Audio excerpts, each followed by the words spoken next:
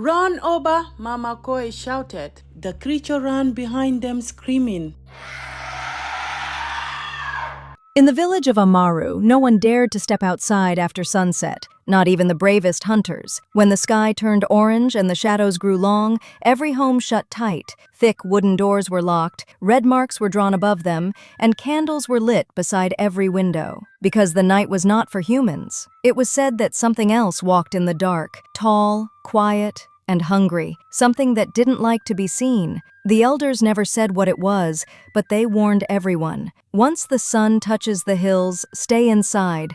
If you hear footsteps, don't answer, and if someone calls your name, pretend you didn't hear. But there is always one person who won't listen. His name was Oba, a stubborn 17-year-old boy with sharp eyes and restless feet. He believed the stories were just meant to scare children. He had never seen anything strange in the dark, not once. Oba laughed at the village rules. "I'll prove nothing happens," he told his friends. "One evening, I'll walk through the forest and come back with a smile." They warned him. Even his grandmother, old Mama Koi, who rarely spoke, held his hand and whispered, "Oba, the night has a mouth. Don't feed it your name." But Oba only rolled his eyes. One evening, when the sun was just about to disappear behind the hills, Oba waited in the shadows behind his house. When no one was looking, he slipped out barefoot and ran toward the edge of the village, into the path that led to the forest. The leaves rustled, the air turned colder. Behind him, the last rooster gave a sharp cry. Oba smiled to himself. "Nothing is happening, just as I thought." But then, the wind stopped, and from deep inside the forest he heard something.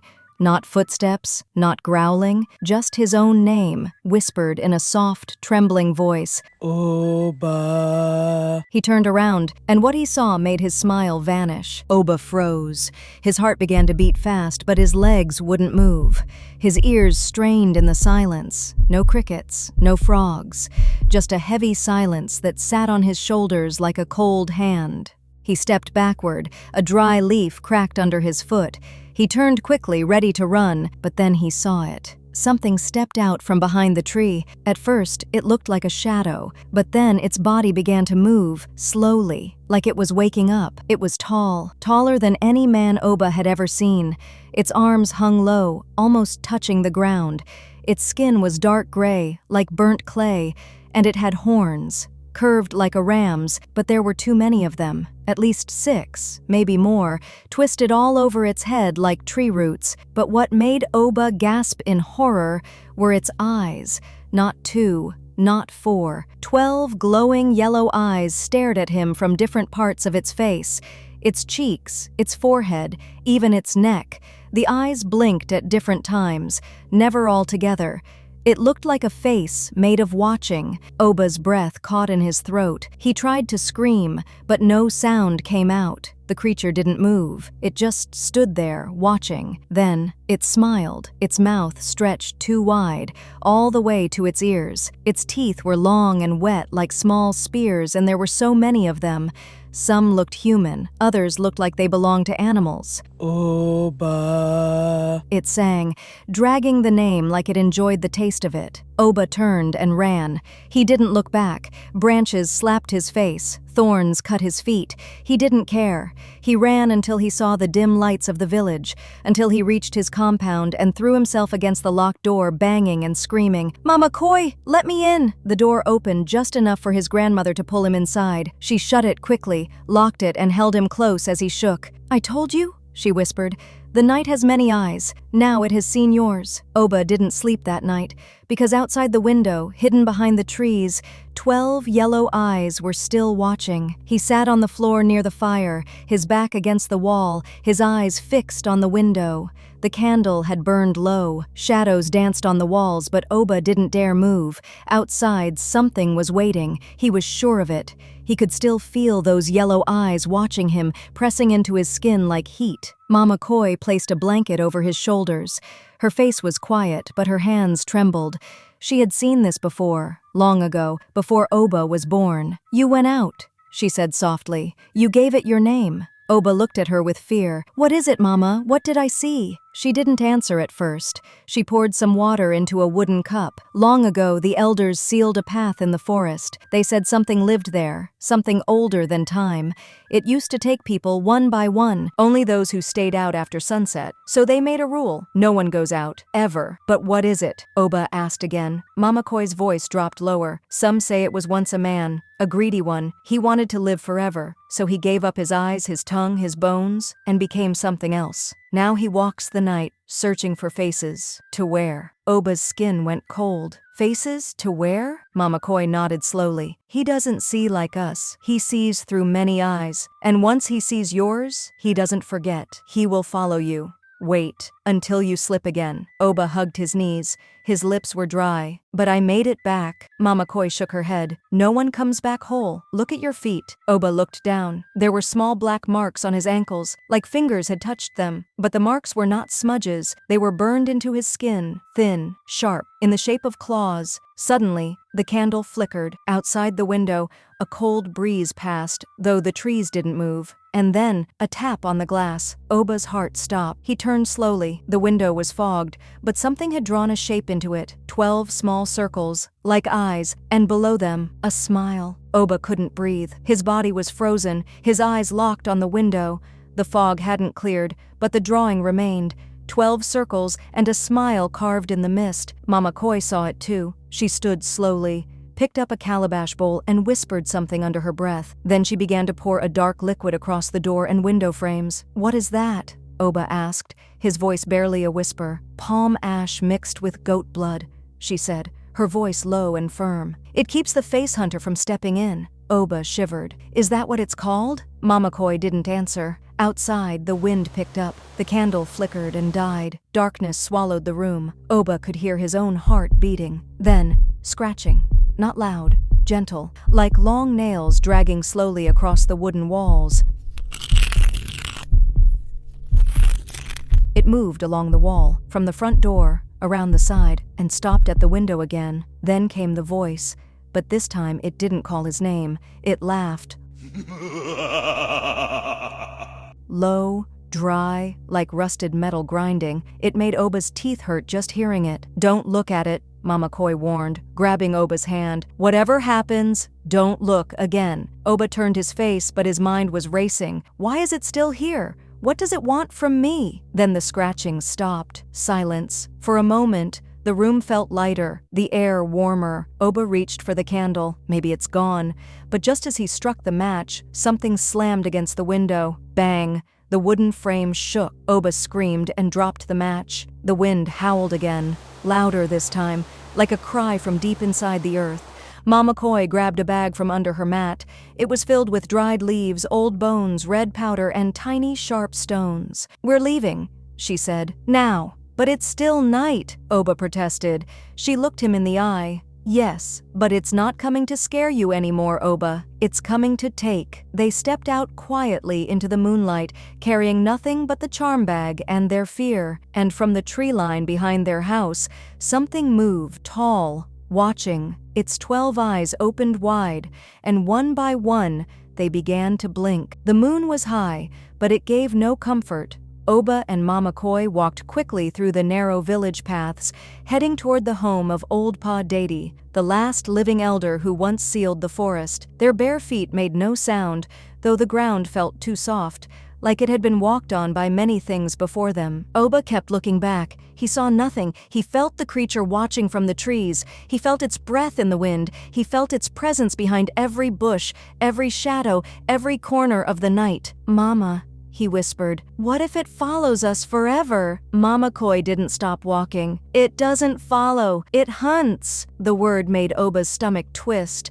As they turned onto the path leading to Padi's hut, Oba noticed something strange. There were no shadows, not theirs or the trees. The path ahead was bright under the moonlight, but flat, empty, and too clean. Oba stopped. Mama, why don't we have shadows? Mama Koi's hand trembled. Because something has taken them. Just then, they heard it. Footsteps, but not behind them. Ahead, slow, wet, heavy, like something dragging itself forward. The wind stopped. Even the trees seemed to hold their breath, and then it stepped onto the path. No sound, no warning, just there. The creature stood under the moon, and now Oba could see it clearly. Its skin looked cracked, like old wood soaked in oil. Its 12 eyes blinked slowly, and horns twisted out from its head, moving slightly like they were alive. Its chest moved up and down, breathing in a heavy rhythm, but worst of all, it wore something on its face, something pale. The skin was loose, stitched at the edges, barely holding on. The mouth was open in a silent scream. Oba stepped back, shaking. "Whose face is that?" Mama Koi swallowed hard. "Someone who answered their name, a long time ago." The creature raised one finger, long and thin like bone, and pointed straight at Oba. Then it opened its mouth, and in the voice of Oba's mother, long dead, it said, "My son, come here." Oba staggered backward, his throat dry, his mind screaming, "That voice!" It sounded exactly like his mother, but his mother had been dead for 5 years.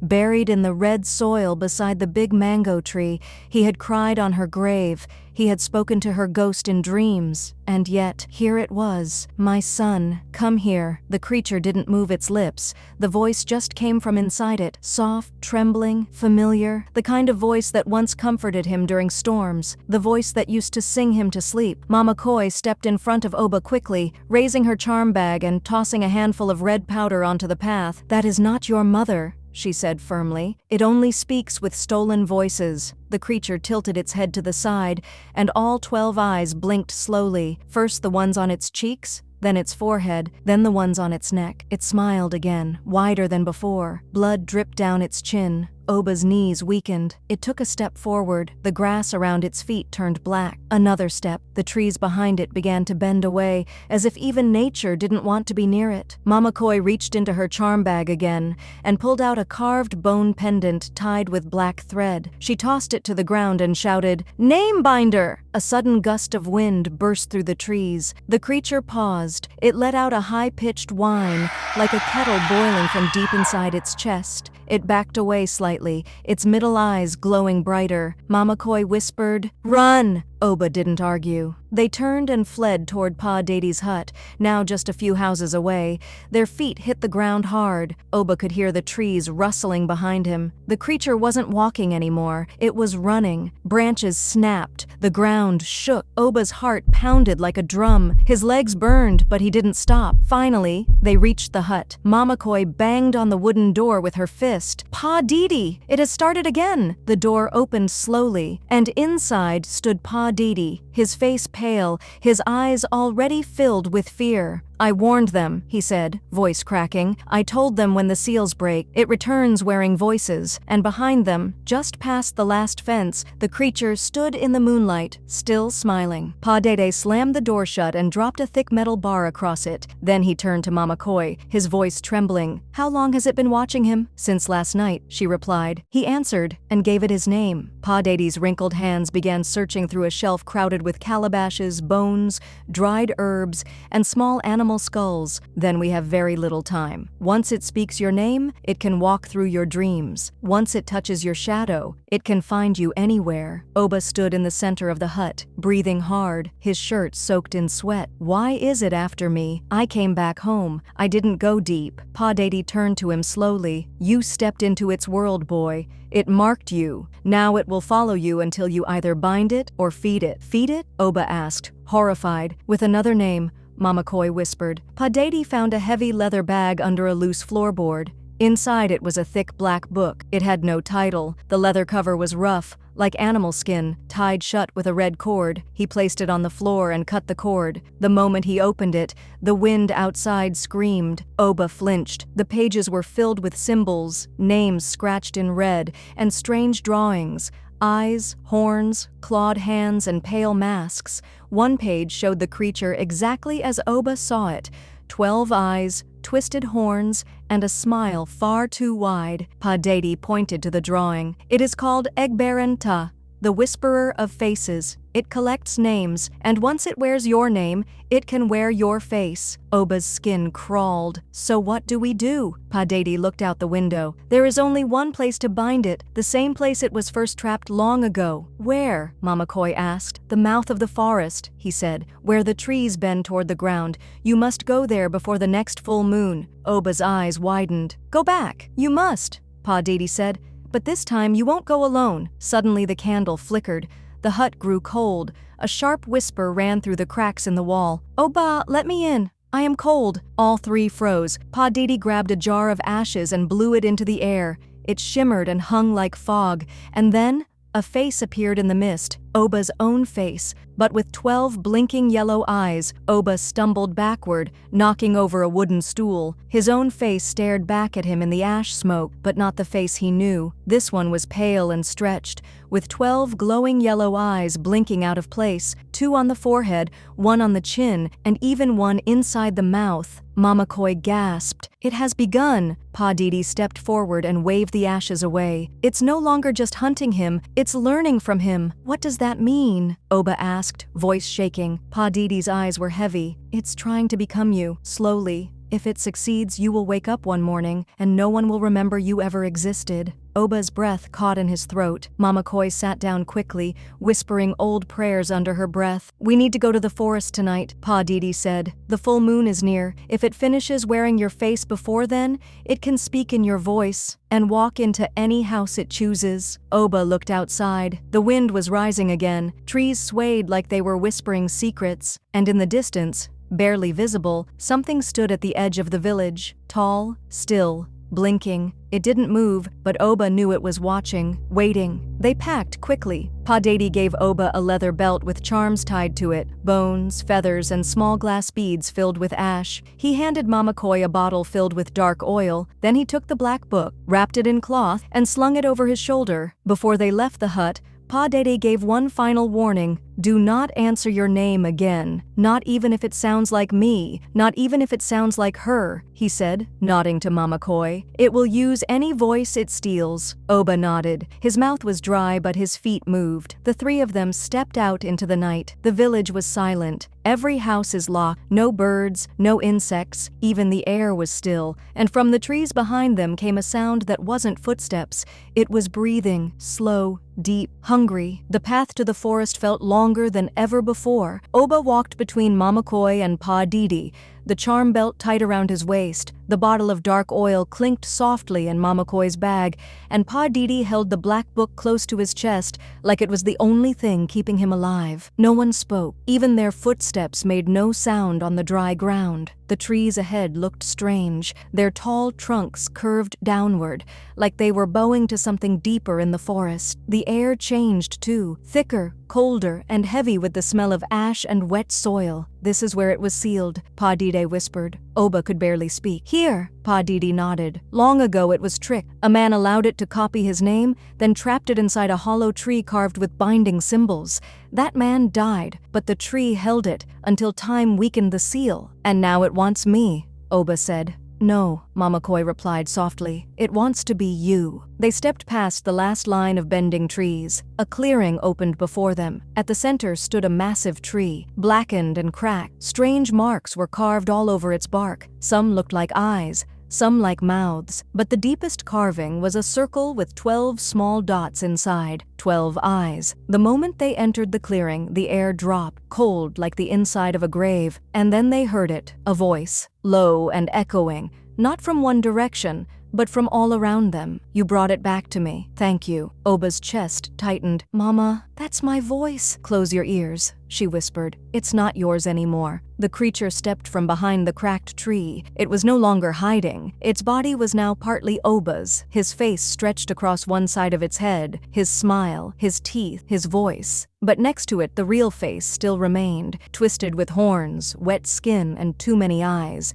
It was 2 things now, half boy, half monster, and it began walking toward him, step by step. "Come," it said with his voice. "Let me finish becoming you." Padi opened the black book, and the pages began to flutter by themselves, faster and faster. "Get ready," he said. "We have one chance." Oba stared at the thing wearing his face. It opened its 12 eyes, and they all blinked at once. Oba's legs refused to move. The creature stood only a few steps away now, its face half his own, half a mask of horror.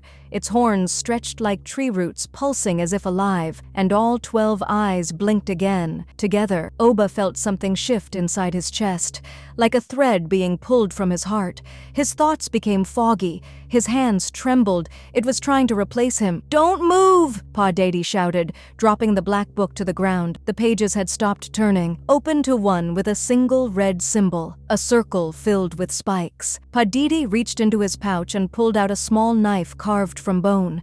He cut his finger and let the blood drip onto the page. The air cracked. A strange light rose from the book, not warm, not bright, but cold and blue, like the moon had bled. The creature growled. Its skin sizzled. Smoke rose from its feet. It stepped back. "Oba!" Padi yelled. "Call your name, but not with fear, with strength." Oba hesitated. The creature whispered again in his voice, "I am you." "Say it," Mama Koi cried. Oba clenched his fists. Then loud and clear he shouted, "I am Oba, son of Koi. I take back my name." The black tree behind the creature shook violently. The eyes on its face began to blink faster, wildly. Its mouth opened wider than humanly possible, and it let out a cry so sharp it cracked the air like thunder. 12 beams of yellow light shot from its eyes and struck the carvings on the tree. Suddenly the ground split beneath it. The forest howled, and from deep inside the black tree, a hand made of roots reached out and pulled the creature down, dragging it screaming back into the sealed earth. Oba fell to his knees. Birds began to sing in the distance. The wind blew gently. The trees stood straight once more. The seal had closed. Mama Koi rushed to Oba and held him tight. Padi collapsed beside the book, breathing hard. "It is done," he whispered, "until someone breaks the rule again." That night, Oba looked into the mirror and saw only one face, his own. No extra eyes, no twisted smile. Just himself, and the boy who now understood the weight of a name. Never take the old warnings for granted. Some rules exist not to control us, but to protect us from things the eye cannot see and the mind cannot bear. If the creature could copy your voice and face, would your family know the difference? What if Oba hadn't answered his name that first night? If you enjoy this story, please like, subscribe, comment. For more captivating stories, love you all.